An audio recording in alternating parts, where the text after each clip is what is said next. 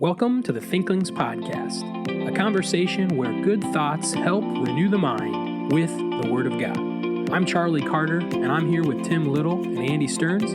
Let's jump into the conversation.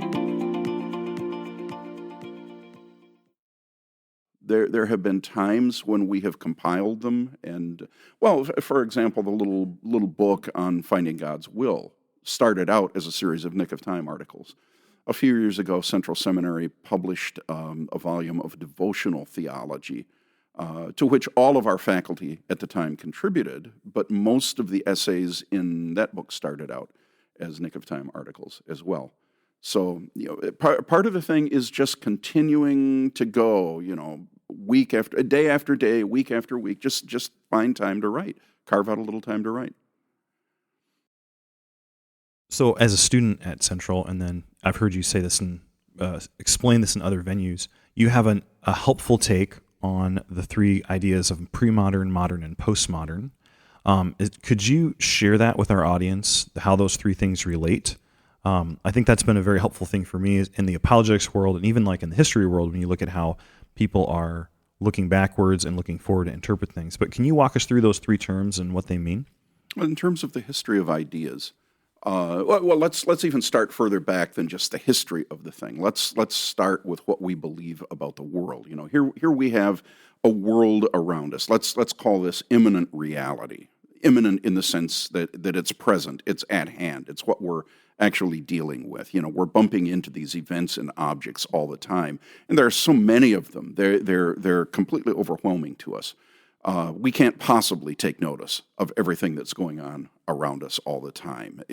Our minds would shut down if we had to process all that information all at the same time. But if you stop and think about it, the imminent reality that surrounds us is only a copy of another reality that existed first. Because what surrounds us is a created reality. And God, of course, is the creator. And when God created, he didn't create by saying, let me snap my fingers and see what comes into existence. Oh, well, that's neat. I think I'll call that, a fish. No. God already had a complete order, a complete pattern in his mind before he ever created the world. So let's call that order in the mind of God transcendent reality. So the imminent reality, the present reality in which we find ourselves is a copy of a pattern that has existed. And by the way, this pattern, it's not as if God at some point invented this pattern, as if God had to think it up at some point. In the chapel service this morning, as Dr. Brown was preaching, he made reference to God's immutability. And part of God's immutability is the idea that God never thought of anything. All the contents of God's mind have been there forever. Right. So this transcendent reality that we're talking about is actually co-eternal with God himself. And we're living now in the copy of that transcendent reality. And that transcendent reality includes not only the moral universe or the material universe in which we live and move and have our being, but it also includes the moral universe. It includes, not only fish and dogs and airplanes and people. It includes things like courage and peace and fidelity.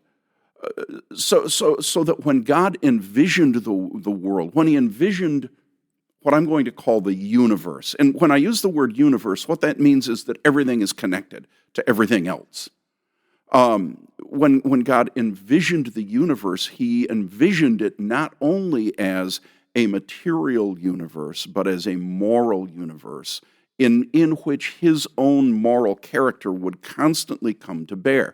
So God could not possibly have created a universe, for example, in which deceit would be a virtue.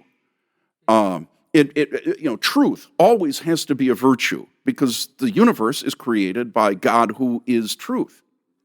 So the universe is transcendent, the universe is moral, and the universe is ordered. To say that it's ordered means that everything connects to everything else. It's a system. It's a pattern. We may not understand all the connections. In fact, we don't. We'll never understand all the connections. It would take an infinite mind to understand all the connections. But God understands all the connections, and everything is connected to everything else, so that there is order in the universe that God has made. It's ordered. It's moral. It's transcendent. That's pre-modernism right there. If you see the universe in those terms, you are to some extent functioning with a pre-modern mind. And the point of pre-modernism is to say, in order to understand the immanent reality that's around me, what I first must do is to understand as much of the transcendent reality that is in the mind of God as God has chosen to reveal.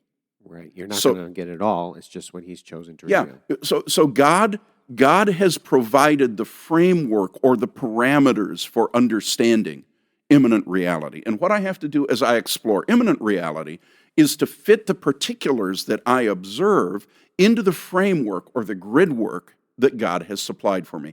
Faith is before reason.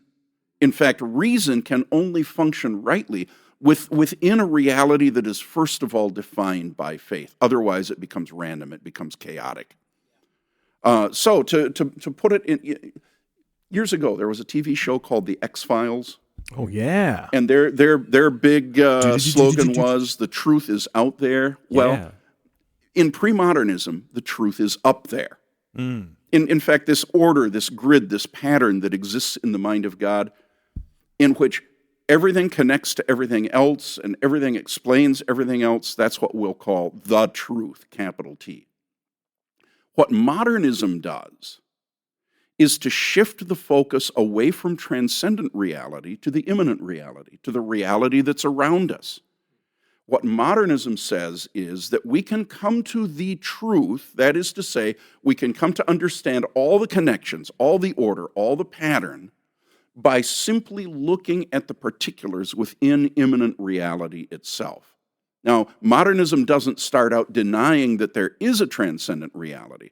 What it begins by doing is to shift the order away from transcendent reality to immanent reality, such that if you want to understand the transcendent reality, you actually have to work your way up to it through your understanding of the immanent reality. And that's where Galileo came in with his epistemology thing. Well, Galileo he's such an odd case because there are so many things at stake in the whole controversy with Galileo. But I would actually trace the shift even further back. I think it comes with late medieval, the dominance of late medieval nominalism over medieval realism. So you get Occam, and then your next major step along the way is going to be Francis Bacon, and then by the time you get down to the empiricists in particular, you've got a radical shift toward immanent reality, and now the slogan really is the truth is out there. So you find the truth by you start collecting facts. You add one fact to another fact to another fact to another fact, and if you collect enough facts and stare at them long enough, then the connection will become apparent to you. That sounds like my undergrad right there. If I stare at the facts long enough, maybe. So would it be appropriate to say, so you said pre-modern, faith before reason, but then now we flip. Now it's reason of my immanent reality leads me to what's out there. Would that be an appropriate way of saying it? I would say it's not reason before faith in modernity. It's doubt before faith in modernity. In other words, you refuse to believe anything until it has been justified on the grounds of something that you perceive within immanent reality. And you can adopt different starting points. Your starting point may be rationality, that's Descartes. Your starting point may be empirical experience, that's Locke. But what all modernity has in common is the belief that you start with the immanent reality. So you prioritize the immanent reality. But of course, once you've done that, then why do you really even need a transcendent reality anymore? And so once you begin to commit to the modernistic perspective, you almost immediately begin to undermine any notion of the transcendent. But once you have undermined your notion of the transcendent, you automatically undermine your notion of the moral. In fact, the big philosophical project for modernity was to try to figure out if there was any way that you could justify the distinction between right and wrong merely on the basis of what you could observe in this present reality. And frankly, nobody ever succeeded in doing that. It's the is-ought problem. And you find it all over the place. And nobody ever solved it. In my opinion, nobody ever solved it successfully. So that morality begins to erode, and you end up eventually with the emotivists, the logical positivists, A.J. Ayer, Bertrand Russell, that crowd, in which the only meaningful statements are statements that are empirically verifiable. Moral statements are never empirically verifiable. Therefore, it's not that they are false, it's that they are meaningless. And morally, it's no worse to kill and eat a baby than it is to nurture and kiss that baby. And it's frankly, a savage place that you end up with modern assumptions. So you dissolve the transcendent, then you dissolve the moral, and then the last thing you discover is this. There are so many facts, there is no way of ever hoping that we can put them all together into one comprehensive explanation that constitutes the truth. And so now the very category of order begins to dissolve. And for a while, you're able to hold on to smaller truths. We have an explanation here, we have an explanation there, we have an explanation there, but the distance between those explanations keeps getting greater and greater until finally you simply can't hold things together. And probably even in physics, even in the hardest sciences, the place that this becomes particularly urgent is in quantum theory, where by the late 19th century, physicists think they've got just virtually everything figured out. They are able to explain nearly all the connections except for black body radiation. And once they start to lean on that, and as their testing mechanisms become more sophisticated and everything, what they discover is that at the subatomic level, nothing behaves the way that it ought to on the basis of Newtonian physics. And so reality itself, at least as we thought it was, begins to dissolve. And this is the point now at which the door is wide open for postmodernism. So in premodernism, the truth is up there. In modernism, the truth is out there. But in postmodernism, okay, we know there's something out there, but we don't know what it is. And in fact, the postmodernist says, what happens is that either as cultures or as language groups or even merely as individuals, our minds are somehow taking the reality that is out there, and it's our minds or our cultures or our languages or something else that is organizing reality for us. And so what we perceive as order is actually an order that we have somehow imposed in the mere act of observing. And so now the truth is in here, in ourselves. And so truth becomes radically person-relative. And in fact, in the most extreme forms of postmodernism, from Heidegger onward, even the self is no longer organized. The self becomes one of those things that we are in the process of constructing. And of course, that brings us right down to where we are now with, all the gender stuff that's going on right now. Who has the right to invent yourself for you? Don't you have the right to invent your own self? So this is extremely practical stuff as well. So the truth is up there, the truth is out there, the truth is in here. That's the rough outline of Western intellectual history since nominalism took over. That's very helpful. Thank you for sharing that. I've heard that a couple of times, and every time I feel like I get more out of it. Do you have that written anywhere? Is there anywhere you've put this together, or is there any sources that would, like if one of our listeners thinks, man, I really want to go further on this, is there anywhere you've written this down? Or there's nowhere that I've written this down. If you really want to study it, the place to begin is Richard Weaver, Ideas Have Consequences. Yeah. Okay. And that's one of those books you're going to need to read 3 times. See, I wonder if that's the book you actually told me isn't good till your 3rd read. I No. wonder if that's It was the one. Barfield. It was Barfield. You just want to talk about It was Barfield. Okay, there's one last question that we like to ask, which is if you could go back to yourself on day one, so maybe day one academically, day one in pastoral ministry, any of those fields, and you could say, this is what you need to be doing. So something that you've started doing recently or over the last few years in your ministry that you wish you'd been doing the whole time. So if you could go back and say, you really need to do this for the next X years, do this, and it'll help you. What would that be?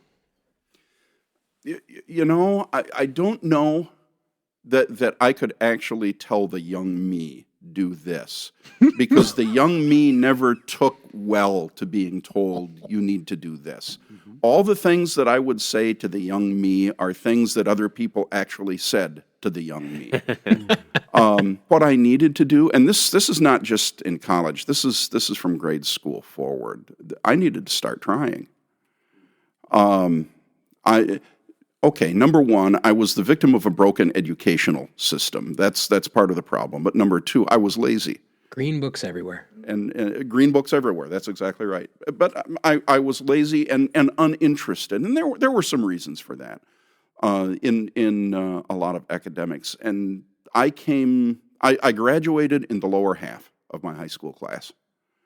When I came to faith, I made reference to some of this last night. For the first 2 years that I was here, I did nothing academic.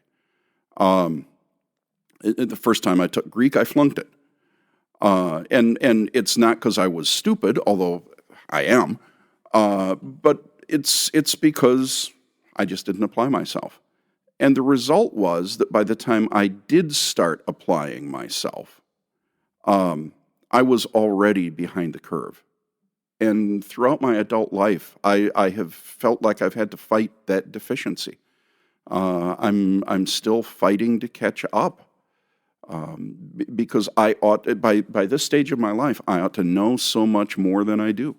So what I would say is, get serious about life and get started early. And whatever point you're at when you hear this, it's not too early to begin. Just begin to apply yourself. For me, the transformation, I started to work harder and harder during my junior and senior years here at Faith. But it wasn't until I got into seminary that the discipline really seemed to come alive for me, and it gripped me. It was when I went to seminary, I had the idea in mind that I was going to get a 1-year Master of Arts, and that was going to be enough for me to pastor for the rest of my life. But by the time I was a week into seminary studies, I can remember this so vividly. I remember feeling, I want to get as much of this as I possibly can. And that's the point at which the lights really started to come on. Some of that was happening while I was a student here at Faith. George Houghton's classes, they just, lights came on in those classes. But when I got to seminary, it was the whole thing. Yeah. And, but by then, there was so much I should have known already.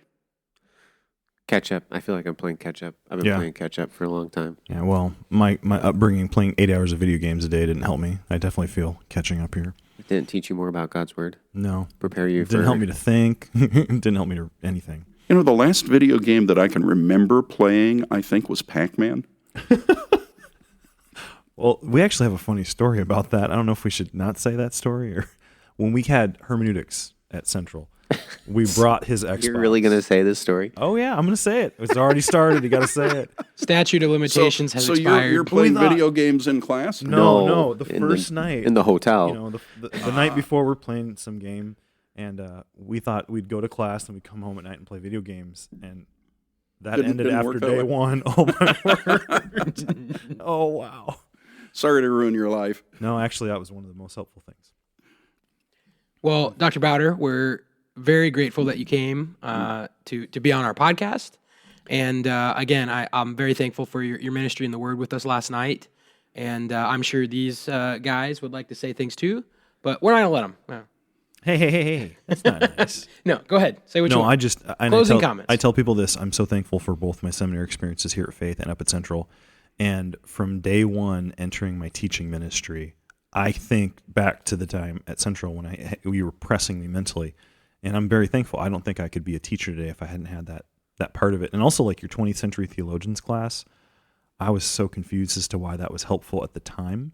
And ever since then, that class has paid dividends. So I really appreciate your ministry to look at things that are really confusing and weird and outside the scope and help us to understand, because that's really helped me. And I've really appreciated that over the years. I think I only had one class with you up at Central, the hermeneutics class, because I was an OT major. But you've had a huge impact in my life even through that one class, and then vicariously through Andy. We were taking classes at the same time, and so he was regularly sharing information, like your whole 20th century theologians. That one specifically, I bought the book, and we talked about several of those theologians. So you've had a greater impact in my life than even just that one class, just even through the Nick of Time articles. And here, the postmodern, modern, pre-modern discussion. I've taught through that, Andy's taught through that, and we're just very grateful for the impact that you've had in our lives. Thank you. Any closing comments for us or our listeners, Dr. Bauder? Thanks for having me. This has been fun. Thanks for coming. Thank you for listening to this episode of the Thinklings podcast. We would love to hear from you. If you have any feedback, suggestions, or potential topics that you'd like us to discuss, you can contact us through our email, thinklingspodcast@gmail.com. Remember, don't let this conversation end with this podcast. Read good books, talk about them with your friends, and always continue to cultivate your mind. See you next time on the Thinklings podcast.